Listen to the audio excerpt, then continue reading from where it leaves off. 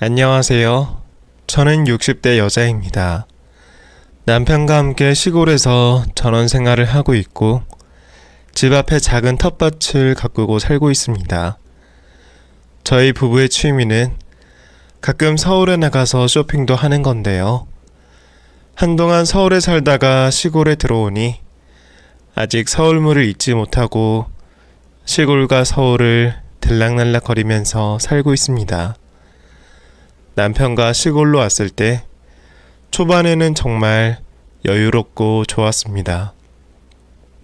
저도 시골 출생이라 처음에 이곳에 자리 잡았을 땐 제 고향 같기도 하고 동네 사람들도 너무너무 좋아서 이렇게만 살면 노년이 너무 행복하겠다 싶었는데 막상 복작복작한 서울에서 살다가 시골에 오니까 심심하기도 하고 조용하기도 하고 자꾸 서울에 나가고 싶어지더라고요.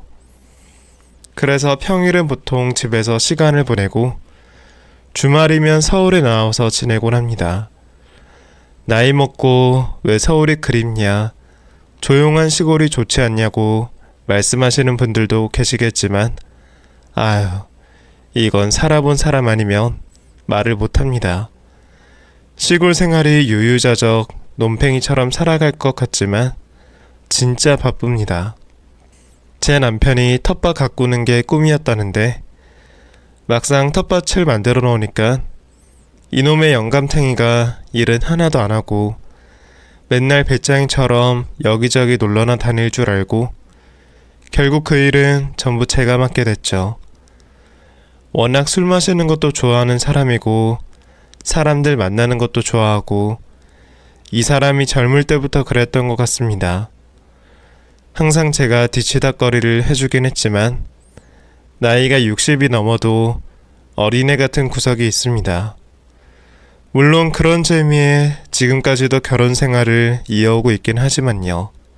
사실 저도 그렇고 이 사람도 그렇고 초혼이 아니라 재혼입니다.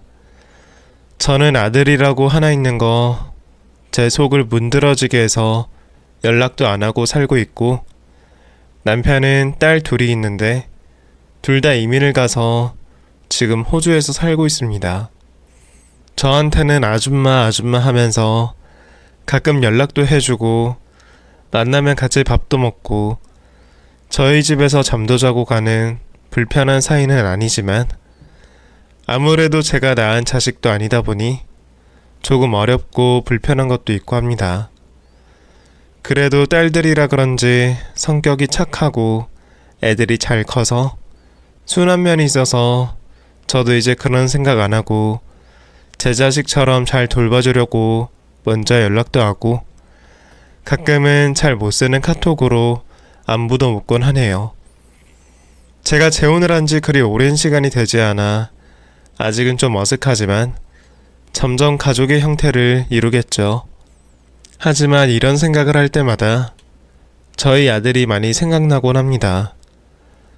제 배 아파서 낳은 아들인데 연락도 안 하고 살려니 소식이 궁금하기도 하지만 아들놈이나 며느리 생각만 하면 피가 거꾸로 솟기도 하고 도대체 누굴 닮아서 애가 저렇게 큰 건지 참 이상하기도 하고 곰곰이 생각을 해보면 전부 제가 잘못 키워 그런 것 같기도 하고 그냥 별별 생각이 다 듭니다. 사실 주변에 몇몇 친구들에게도 물어봤었습니다. 너네는 자식들이랑 사이 좀 어때? 친한 편이야? 하고 물으면 대부분의 친구들은 이렇게 말합니다. 그거야 뭐 자식하기 나름이지. 자식이 용돈 많이 주고 잘해주면 나도 잘하는 거고 그런 거 없으면 나도 얄짤 없는 거고 근데 확실히 딸들이 좀 더 잘하긴 하더라. 요즘 사람들은 그래서 전부 딸 낳고 싶어 한다고 하잖아.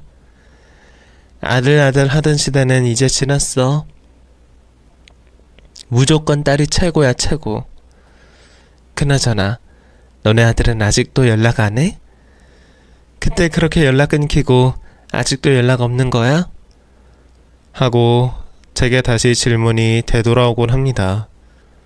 제가 입이 싼 게 아니라 진짜 너무 가슴이 답답하고 어떻게 30년을 넘게 아무런 문제가 없이 잘 살아왔는데 이렇게 한순간에 남이 될 수 있는 건지 아직도 저는 의문만 가득합니다. 솔직히 저도 뭐 자식 키우는 데 있어서 부족함 없이 키웠다고는 말할 수 없습니다. 제가 22살에 남편을 처음 만나 3번 보고 결혼을 했습니다. 저희 동네 중매쟁이 아줌마가 연결해준 선짜리였고 저희 집은 딸만 5이다 보니 누구 하나 먼저 빨리 시집을 가서 집을 떠나는 게 중요했습니다. 제가 3번째 만나고 집에 돌아오는 날 저희 집에 저희 엄마랑 중매쟁이 아줌마 둘이서 얘기를 하고 있더라고요. 아줌마는 집에 돌아오더니 저를 보더니 날 잡았어? 남자가 뭐래? 결혼하재? 하고 바로 물었습니다. 아니요. 무슨 벌써 결혼이에요. 그냥 몇 번 더 만나보자고 하죠. 엄마 나 밥 좀 줘. 배고파. 불편해서 밥을 어떻게 먹었는지도 모르겠어. 하고 말했더니 제 등짝을 때리며 나갔으면 잘 먹는 모습을 보여주고 와야지. 왜 깨작깨작거리고 와서는 집에 와서 밥을 찾아 밥을 찾길. 아유 진짜 속 터져 너. 너 그 집안이 어떤 집안인지 몰라? 우리 집이랑 비교도 안 될 만큼 잘 사는 집이라잖아. 남자가 마음에 든다고 하면 그냥 옳다구나 하고 자빠져주면 되는걸. 뭐 그렇게 어려워서 밥도 제대로 한 끼 안 먹고 그냥 집에 오냐? 으, 내 속이야. 딸내미 시집 보내는 게 뭐 이렇게 어려워?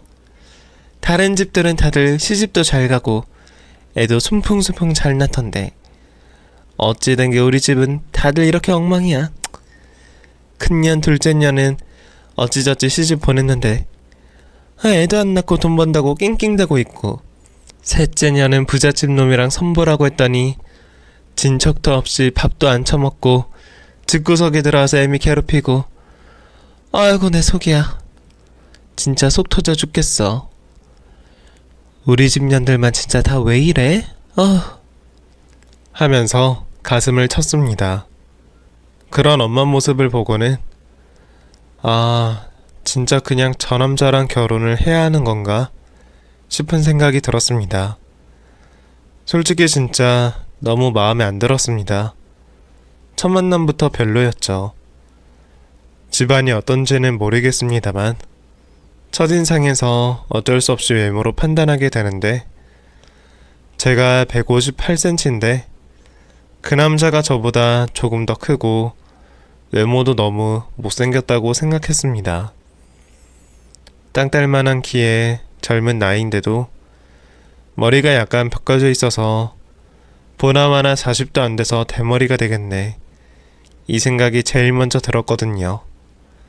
그런 남자와 3번이나 만남을 가진 게 용하다고 생각했는데 저희 엄마와 중매쟁이 아줌마는 그 집안이 너무 괜찮다며 무조건 결혼을 하라고 했습니다.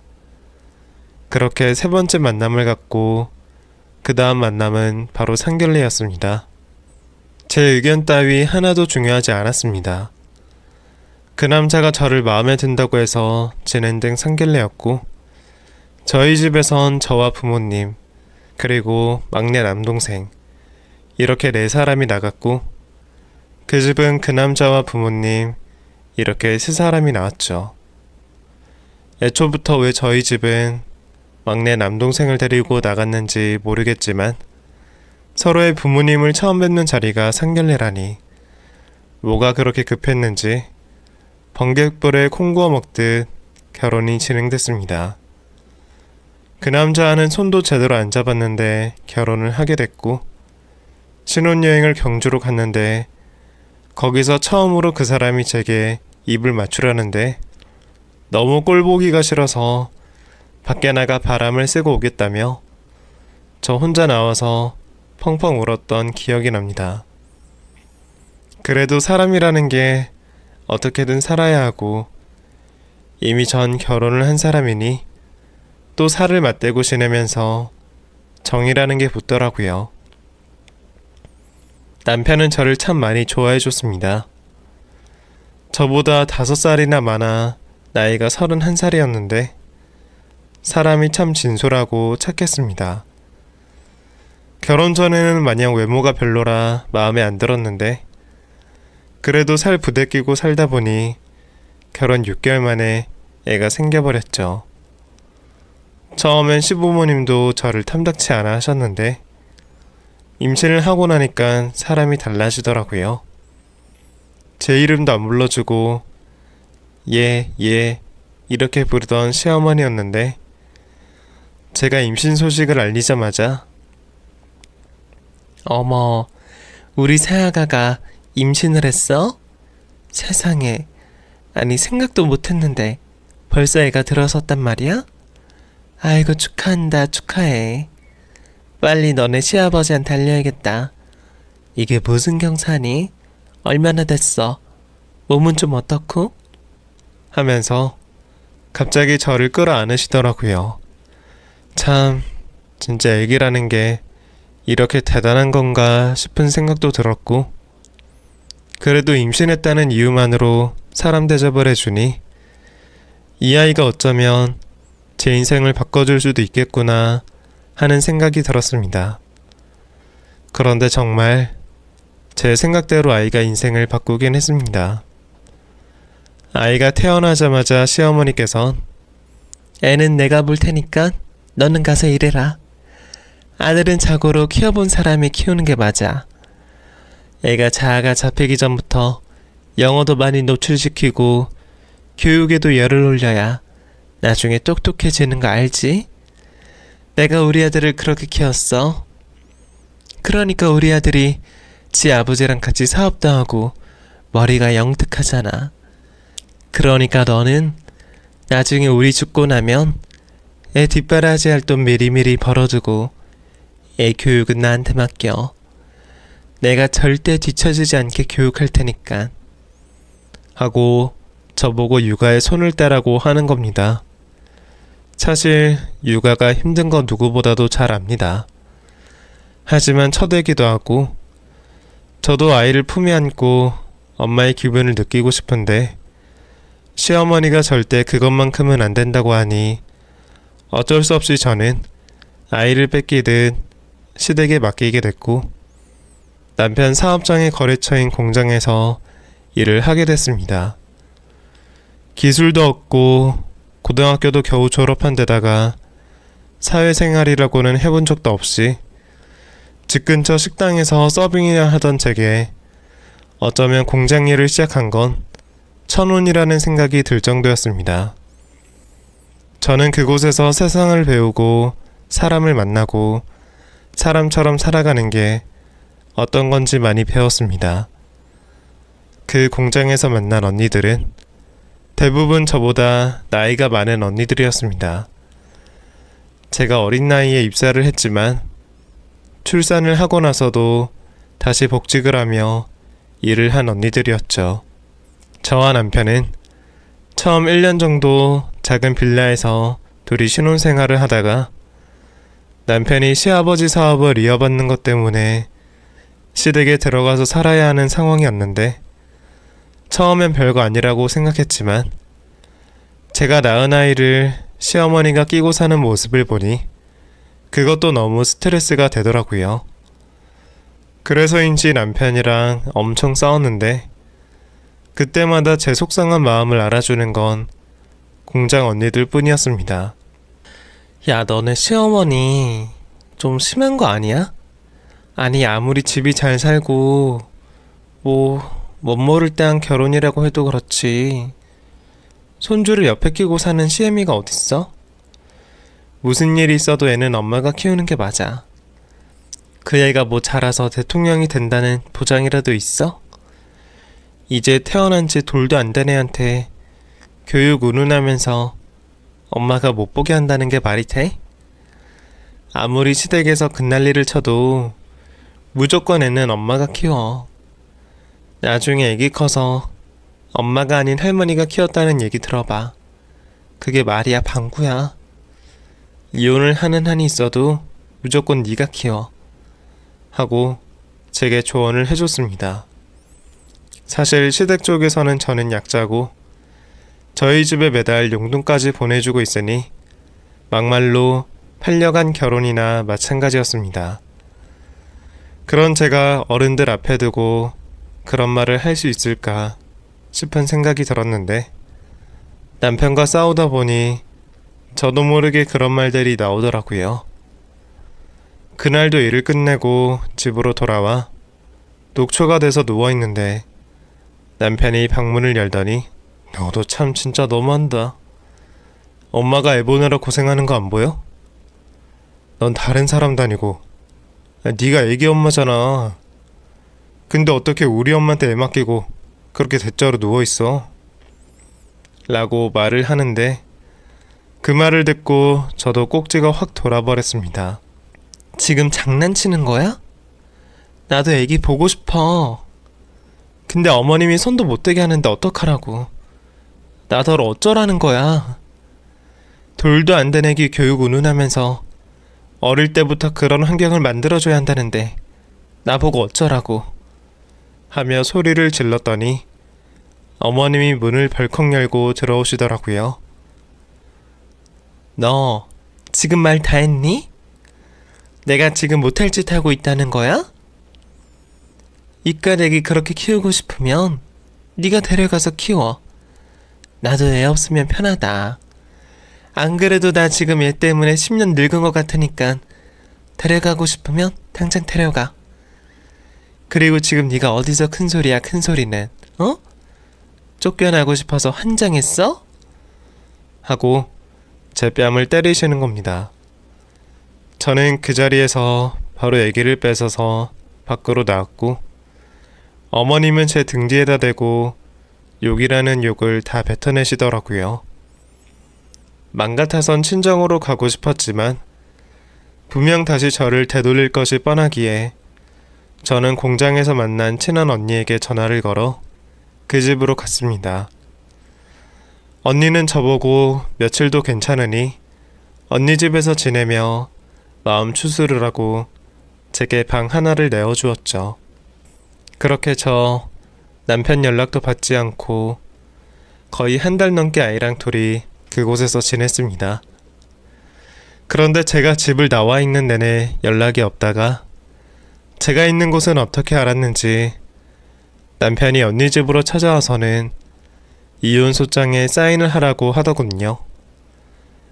자기가 생각했던 결혼 생활은 이런 게 아니었고 제가 이렇게 고집을 피울 거라는 생각은 못했답니다. 사인을 안 하면 가만두지 않겠다며 저를 협박하고 집 앞까지 웬 남자들을 데리고 와서 제게 겁을 주는데 전 어떤 내용인지 그 소장에 뭐가 적혀 있는지도 모르고 냅다 사인부터 했습니다. 나중에 알고 보니 그건 합의 이혼서였고 저는 그 집에서 쫓겨나듯 나왔지만 위자료 한 푼 받지 못하고 졸지에 이혼녀가 되어 아들을 혼자 키우는 상황에 이르렀습니다. 그때부턴 어쩔 수 없이 친정의 도움을 받아야 했습니다. 애를 맡길 곳이 없었거든요. 결국 전 2달 가까이 언니네서 지내다가 친정에 애를 맡기고 공장에 출퇴근을 했습니다. 집에 돌아오면 매일매일 엄마는 잔소리를 해댔고 정말 미칠 것만 같았지만 조금만 참자, 돈만 모으면 나가자 이런 생각으로 친정집에서 5년을 버텼습니다.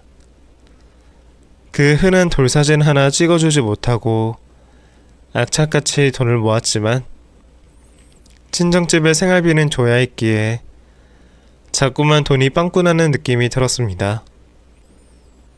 그러던 와중 공장에선 구조조정이 들어갔고 경력이 애매하고 애까지 있는 제가 구조조정 대상이 됐죠. 아무리 빌고 빌었지만 어쩔 수 없다며 저는 결국 공장까지 잘리게 됐습니다. 제가 잘렸다는 사실을 알면 친정엄마가 더 노발대발할 걸 알기에 퇴직금을 갖고 우선 아들을 데리고 집 밖으로 나왔습니다. 부동산에 가서 가장 저렴하게 구할 수 있는 집을 알려달라고 하니 여관 구석에 달방이나 구하라고 제게 알려주더군요. 그렇게 6살이 된 아들을 데리고 저는 달방살이를 했습니다. 할 수 있는 일이 없어서 처음엔 애를 데리고 나가 식당에서 서빙을 했습니다.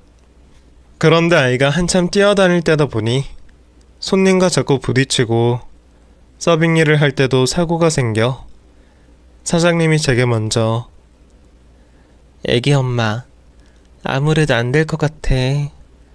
내가 안타까운 마음에 우선 같이 일을 하자고 했는데 애를 가게에 데리고 오니까 사고 날까봐 무서워 죽겠어. 내가 다른 일 소개시켜 줄 테니까 거기로 가보는 거 어때? 우리 집보다 보수도 괜찮고 거기는 숙식도 제공돼서 훨씬 나을 거야. 하고 다른 일자리를 소개해 준다고 하셨죠. 그 일은 서울에서도 부자로 유명한 동네에서 방 한 칸을 내어주고 집안일을 도와주는 일이었습니다. 좋게 말하면 보모 또는 가정부고, 나쁘게 말하면 그냥 식모였죠 뭐. 그래도 달달이 집 때문에 돈 나갈 일이 없고 저랑 아들을 받아주는 곳이 많지 않은데 저희 둘을 받아주고 돈까지 준다고 하니 고민할 이유가 없었습니다. 면접도 필요 없이 참한 사람이면 된다는 말에 저는 아들을 데리고 그 집으로 들어갔고, 드라마에서나 보던 큰 집에 제가 드나들게 되니 기분이 이상하더라고요. 그 집에는 저보다 나이가 좀 있는 사모님과 사장님이 살고 계셨습니다. 두 분 다 점잖고 좋은 분이신 것 같았고, 집에 딸이 있어서 그런지 문을 열자마자 웃음소리가 들리더군요. 제가 집 안에 들어가자 어서 와요. 날이 춥죠? 따뜻한 차 한 잔 마시면서 몸 좀 녹여요. 아이고 안녕. 네가 재민이 맞지? 이모가 말 많이 들었어. 우리 앞으로 잘 지내보자. 하면서 저와 아들에게 사모님이 다정다감하게 인사를 해주시더군요. 그렇게 차 한 잔을 마시고 그 집에서 가장 구석에 있는 방 하나를 저희 모자에게 내어주셨고, 또 남는 방 하나는 저희 아들이 조금 크면 아들 방으로 쓰라며 그 옆방까지 내어주셨습니다. 저는 이 집에 뼈를 묻어야겠다고 생각했고 정말 열심히 최선을 다해 일했습니다. 그렇게 아들은 초등학생이 되고 중학생이 되면서 공부에 두각을 나타내기 시작했지만 그만큼 사춘기가 굉장히 세게 왔습니다. 하루는 집에 오자마자 가방을 제 방에 집어 던지더니 엄마, 우리 이사 안 가? 아니 언제까지 이 집에 사는 건데? 우리가 무슨 거지야? 왜 남의 집에 얹혀 살아? 제발 좀 이사 가자. 나 이 집에 사는 거 너무 싫고 불편해. 내일 모레면 시험인데 맨날 아저씨 클래식 음악 듣는 소리도 짜증나고 아줌마들이 친구들 데려와서 수다 떠는 것도 짜증나. 하고 따지더군요. 쉿, 조용히 해. 그렇게 말하면 못 써. 우리가 누구 덕에 이렇게 살고 있는 건데. 조금만, 아들, 엄마 좀 믿고 조금만 버텨줘. 너 지금까지 잘해왔잖아. 하면서 아들을 달랬지만 아들은 제가 달래면 달랠수록 점점 제 말을 듣지 않았습니다. 그래도 그 와중에 참 용한 게 항상 반에서 1등을 했고 시험을 망쳤다면서 울고불고 짜증을 낼 때도 5등을 벗어난 적이 없었죠. 돈이 없어서 학원을 보내지도 못했는데 중학교 근처 유명 학원들에서 아들을 가르치고 싶다며 학원비 없이 무료로 다녀도 된다고 연락이 왔고, 여기저기서 아들을 자기 학원에 보내달라는 전화를 많이 받게 됐습니다. 외국어 고등학교에 가려고 시험을 봤지만 외고는 떨어졌고 서울에서도 꽤 유명한 일반고에 입학을 하게 됐고 저와 아들은 고1이 되면서 그 집에서 분리해 출퇴근하는 형식으로 바꿔서 일을 하게 됐죠. 물론 사모님이 많이 반대하시긴 했습니다. 그때 마침 사모님이 몸이 좀 안 좋아서 간호할 사람이 필요했고 딸들도 대학생이 되면서 전부 출가를 해서 집에 항상 혼자 계셨어야 했거든요. 하지만 저도 자식이 있으니 어쩔 수 없이 사모님과 타협하에 아들 학교 근처에 있는 작은 전셋집으로 이사를 하게 됐습니다. 아들은 그 집을 나오고 나서는 공부에 더 열을 올렸고 서울의 큰 학교의 법대에 입학을 했습니다.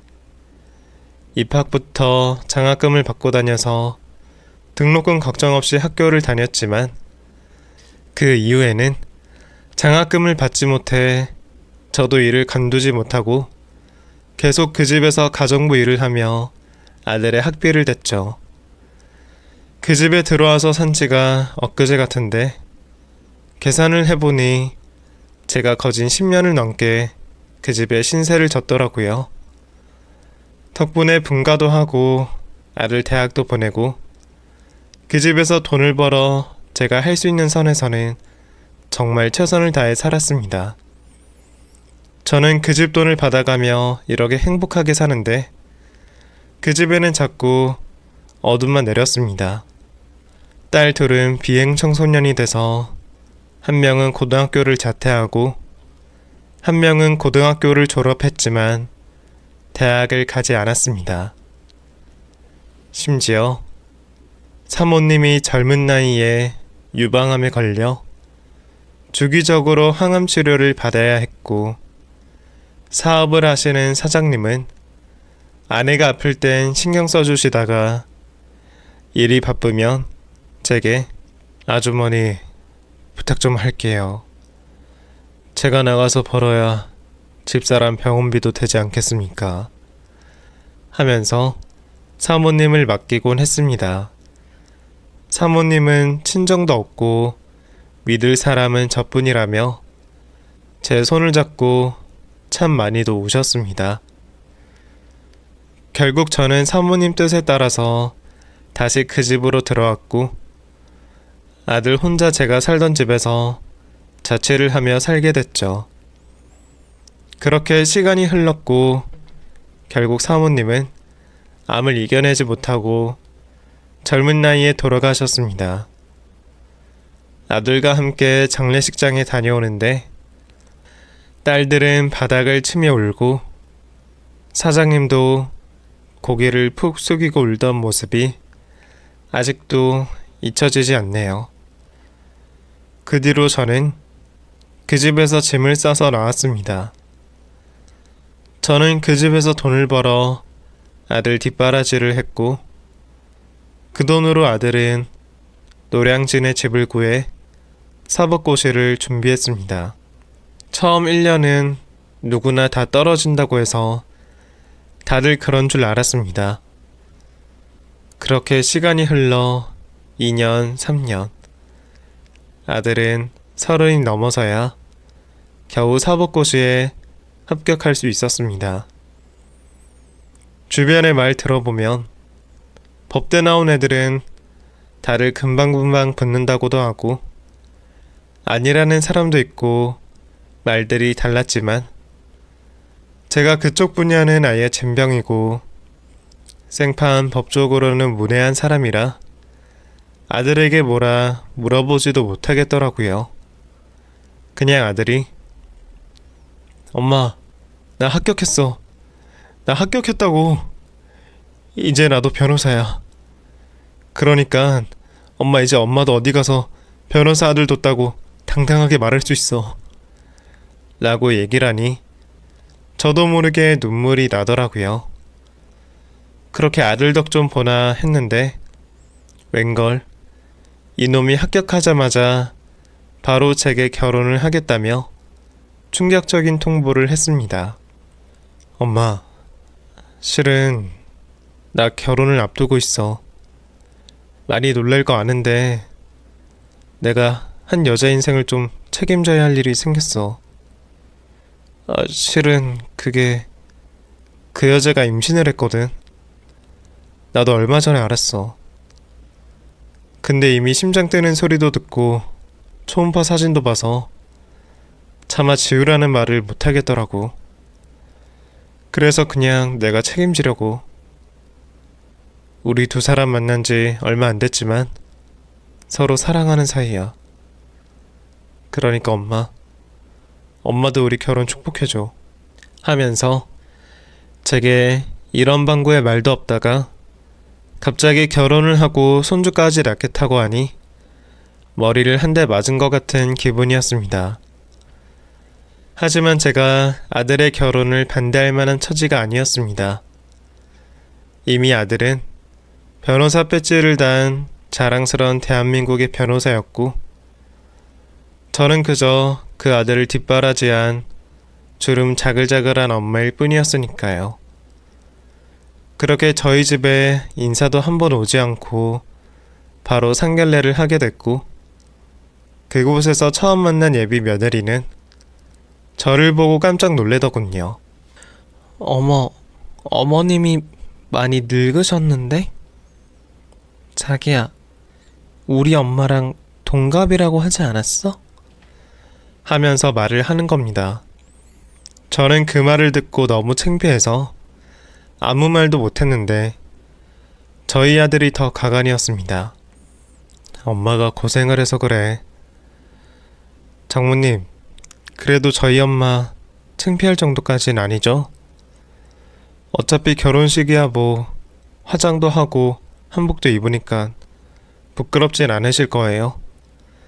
제가 잘 차려입혀서 가겠습니다. 라며 사람 좋은 웃음을 짓더라고요. 그렇게 저는 상견례 내내 아무 말도 하지 못했고 기가 죽은 채로 집에 돌아왔습니다. 그리고 그 뒤로 정말 꼭두각시처럼 아들이 입으라는 옷을 입고 아들이 하라는 화장을 하고 결혼식에 참석했죠. 그날 정말 머릿속이 하얘지고 아무 생각이 안 들었습니다. 솔직한 말로 제 며느리가 저를 대하는 태도가 마치 저를 투명인간 취급하던 저희 시어머니 같았거든요.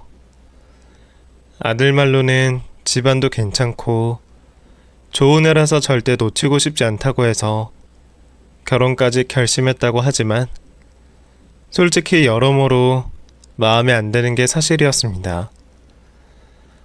제가 아들과 절친한 사이는 아니었지만 그래도 가끔 전화도 하고 집도 왕래하던 사이였는데 아들이 결혼을 하고 나서부터는 정말 저를 남대하듯 대하더라고요. 가끔은 서운해서 먼저 연락도 해보고 시간이 꽤 흘러서 아이가 나올 때가 된 것 같아 출산을 했는지 며느리 몸은 좀 괜찮은지 물어도 엄마 너무 이것저것 묻지 좀 마. 나도 이제 가정이 있잖아. 하면서 저를 귀찮다는 듯 말을 하더라고요. 그렇게 결혼한 지 몇 개월 되지 않아 손주가 태어났고 저도 할머니가 됐다는 사실에 기뻐서 아들 집에 반찬을 만들어서 들고 찾아간 날이었습니다. 그날이 무슨 날인지 모르겠지만 아파트집 현관문이 활짝 열려 있더라고요. 그런데 아들 집에서 큰 소리가 나는 겁니다. 물론 제가 약속한 시간보다 일찍 도착하긴 했지만 큰 소리가 들리니 저도 모르게 집 안으로 들어가지 못하고 귀를 기울였습니다. 오빠, 진짜 너무하는 거 아니야? 아니 왜 마음대로 어머님을 집에 오라고 해? 내가 불편하다고 했잖아. 어머님이 애기 만지는 거 싫다고 내가 몇 번을 말해? 나한테 허락 없이 내 집에 들이지 말라고 했잖아. 엄마가 너 생각해서 반찬 만들어준다는데. 그럼 어떡해. 거절도 한두 번이지. 그럼 집 앞에 두고 가라 그래? 네가 좀 참아, 응?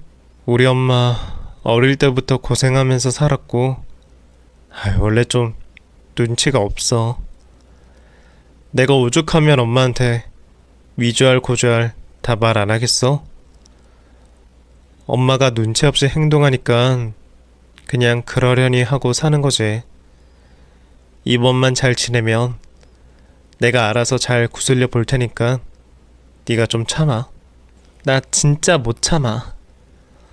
저번에도 어머님이 오셔서 애기 보는데 손에 뭐가 묻어있는 걸 내가 봤단 말이야. 진짜 너무 더러워. 아니 어떻게 애기 만나러 오면서 손도 안 씻고 와? 아니 적어도 안 씻었어도 아니 집에 와서는 씻어야 되는 거 아니야? 하고 소리를 지르는 겁니다. 저는 놀래서 바닥엔 반찬을 내려놓고 손바닥을 쳐다봤는데 제 엄지손가락 쪽에 점을 보고 고개를 푹 숙였습니다. 이 큰 점이 더럽게 보일 수도 있구나 하고 말이죠. 저는 그냥 반찬을 두고 집으로 돌아가려다가 문을 닫으러 나오는 아들과 마주쳤습니다. 엄마 왔어? 하고 당황하는 모습을 보고 그냥 갈게. 두고 갈 테니까 나중에 보자. 하고 등을 돌려 나가려는데 아들이 저를 잡더라고요. 엄마, 진짜 미안한데 당분간 오지 마. 그게 좀 아내가 많이 예민해.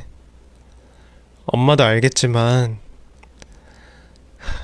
애기는 면역력이 약하잖아. 그래서 낯선 사람을 만나면 아프기도 하고 그래서 그냥 안 오는 게 나을 것 같아. 나도 매번 아내랑 싸우는 것도 지치고 솔직히 이런 말 진짜 안 하려고 했는데 집사람 내 분수에 안 맞는 사람이야.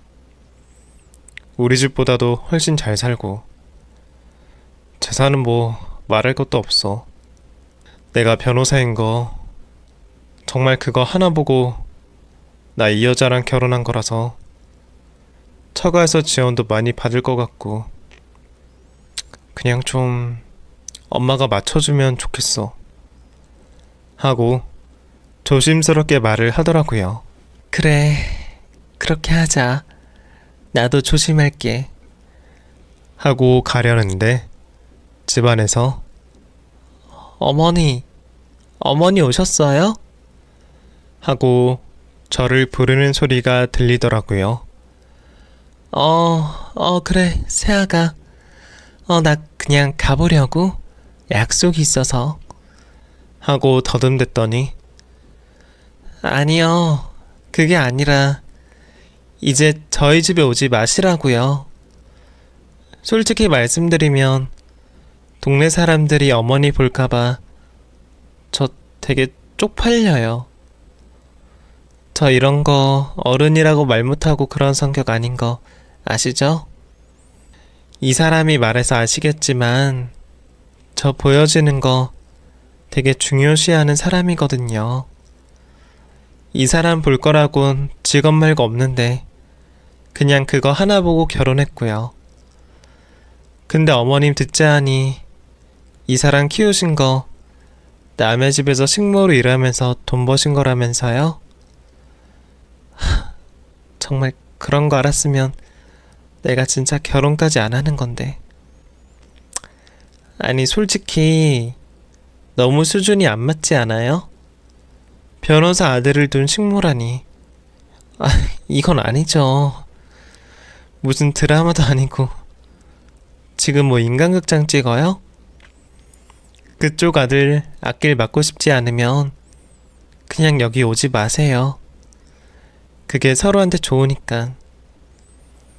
진짜 내 입으로 이런 말하기 좀 그렇지만 쪽팔린 줄 아세요. 당신 아들 우리 집안이 구제해준 거나 마찬가지니까 더 이상 제발 우리 좀 찾아오지 말아요. 아시겠어요? 하고 제 아들을 확 잡아 끌더니 집 안으로 들어가 버리더라고요. 저는 그 자리에서 아무 말도 못하고 그냥 눈물만 뚝뚝 흘렸습니다. 가지고 갔던 반찬은 전부 가지고 집으로 돌아왔고 그날 너무 서러워서 밤새도록 눈물만 흘렸던 기억이 나네요. 그렇게 밤새도록 혼자 있었는데 그날 아침 일찍 전화가 한 통 걸려왔습니다. 바로 제가 일했던 집의 사장님이었죠. 잘 지내세요? 오늘 마누라 기일인데 생각이 나서 연락을 했습니다. 어떻게 지내나 해서. 그래도 우리 알고 지낸 게 몇 년인데. 아니 어떻게 안부 전화 한 번이 없어? 재민이 놈은 뭐 시험 붙었어요? 나도 바쁘게 산다고 뭐 아는 게 하나도 없네. 하고 제게 먼저 연락을 주셨습니다. 갑작스레 걸려온 전화였지만 푹 가라앉은 제 목소리를 듣고는 사장님이 깜짝 놀라 무슨 일 있냐고 제게 물어주시더라고요. 그리고 그날 사장님이 저희 집 근처로 와주셔서 잘 하지도 못하는 술을 억지로 퍼마셨습니다.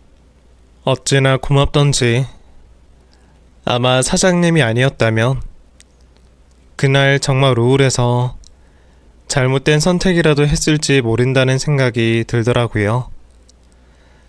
사장님은 저 대신 아들 욕도 해주고 며느리 그거 못된 년이라면서 며느리 욕도 해주고 제가 차마 하지 못했던 것들을 저 대신 해주었습니다. 그렇게 한 번의 만남이 두 번이 되고 두 번의 만남이 세 번이 되고 어느새 저희 두 사람은 서로 좋은 감정을 갖게 됐죠. 솔직히 말이 안 된다고 생각했습니다.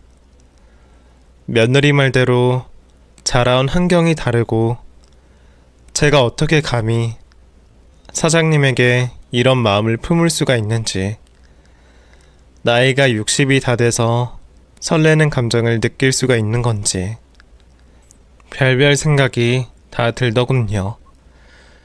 그렇게 1년 정도 만남을 가진 뒤 그 남자가 제게 재혼을 하자고 했습니다. 이미 혼자 산 지 10년도 넘었고 엄한 데서 사람 만나는 것보다 알던 제가 편하고 좋다고 하더군요. 나이 들어 처량하게 혼자 늙지 말고 오손도손 같이 살아보자는데 제가 어떻게 해야 할지 모르겠는 겁니다. 결국 저는 미루고 미루다 그 사람의 제안을 받아들이기로 했고 그렇게 저희는 작은 레스토랑에서 저녁을 먹으며 부부가 되기로 했습니다. 그런데 그 사람이 제게 그러더군요. 아니 그래도 재민이한테는 연락을 해야 하지 않겠어? 엄마가 재혼을 하는데. 아니 뭐 같이 밥이라도 한 끼 먹어야지. 당신이 하기 그러면 내가 해볼까? 하고 먼저 말을 꺼내는 겁니다.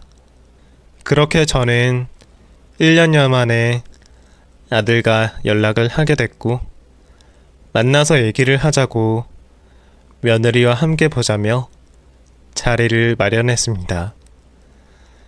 그렇게 주말이 되고 제 남편을 본 아들은 깜짝 놀라며 아저씨가 왜 여기 계세요? 엄마, 뭐야? 하면서 어리둥절해했고 남편은 저를 옆에 앉혀놓고는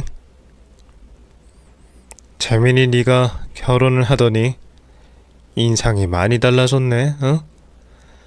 변호사 일이 많이 힘든가 봐? 하면서 자연스럽게 얘기를 꺼내더라고요. 그런데 얘기를 하는 와중에도 며느리는 어머니, 근데 저희 왜 부르신 건데요? 뭐 하실 말씀이 있어서 그런 거 아니에요? 하면서 빨리 자리를 뜨고 싶어 했습니다. 저희가 한정식집에서 만났는데 그 와중에도 며느리는 제가 먹은 반찬은 손도 안 대고 밥 먹을 때도 제게 눈길 한 번 안 주더라고요. 그런데 그때 제 남편이 재민이 와이프 되시는 분?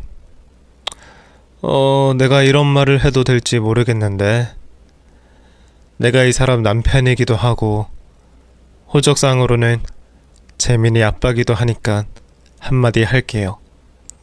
하고 얘기를 꺼냈습니다. 그 말을 들은 아들은 깜짝 놀라며 네? 아니 그게 무슨... 아니 엄마, 아저씨랑 재혼을 했다고?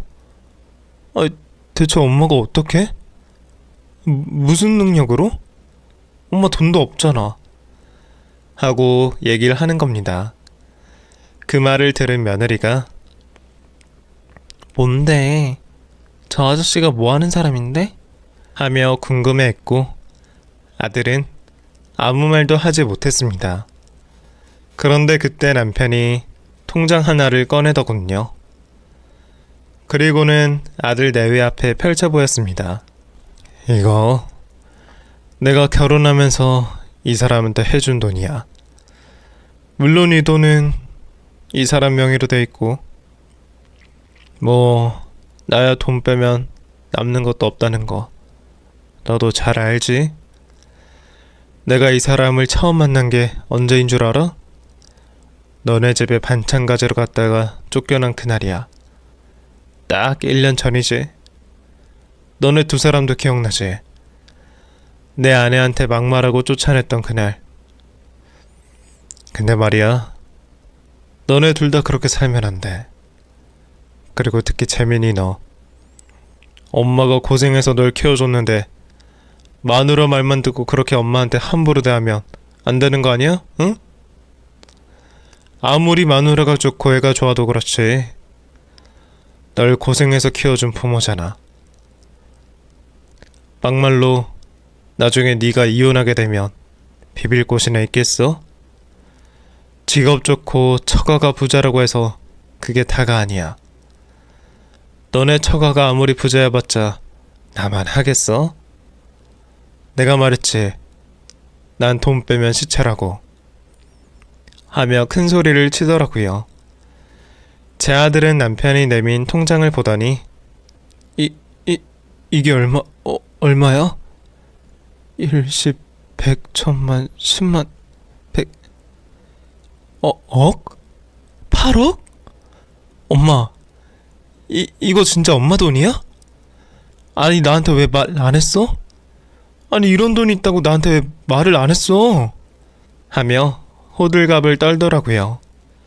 그 통장을 같이 보던 며느리도 어머니 죄송해요. 제가 실수했어요. 안 그래도 그날 어머니 가시고 저도 마음이 많이 불편했어요. 어머니, 오늘 저녁은 저희가 대접할게요. 아버님도 새로 만나는 자리니까 오늘 좋은 날이잖아요.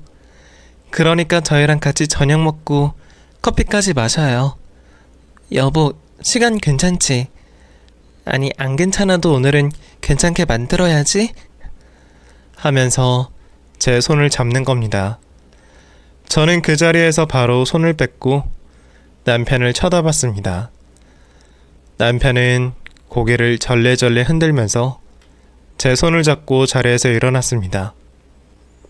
저녁은 너네끼리 먹어라. 우린 이만 가마. 하며 저를 끌고 밖으로 나왔고 남편 차를 타고 집으로 돌아오는 길에 어찌나 눈물을 흘렸는지 모릅니다. 그제야 왜 그 사람이 아들네를 만나자고 했는지 머릿속에 퍼즐 조각들이 하나씩 맞춰지기 시작하더군요. 그 뒤로 남편은 그 통장을 정말 제게 넘겨주었고, 그동안 너무 고마웠다고 앞으로 우리 행복하게 살자면서 저를 꼭 안아주었습니다. 그 후로 저는 남편 말을 따라 전화번호를 바꾸고 지금은 시골 마을에서 남편과 함께 살고 있습니다.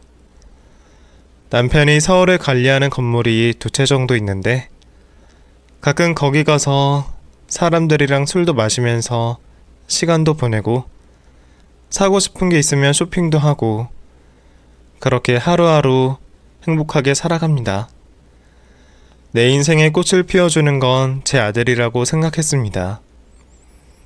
평생을 이 몸 바쳐 알을 하나 잘 키우려고 노력했는데 그 결과가 너무 허망했습니다. 비록 자식 농사는 망했지만 그래도 저 남편 하나는 정말 잘 만난 것 같습니다. 앞으로 이 사람과 하루하루 행복한 미래를 그려가며 잘 살아보겠습니다. 긴 사연 들어주셔서 감사합니다.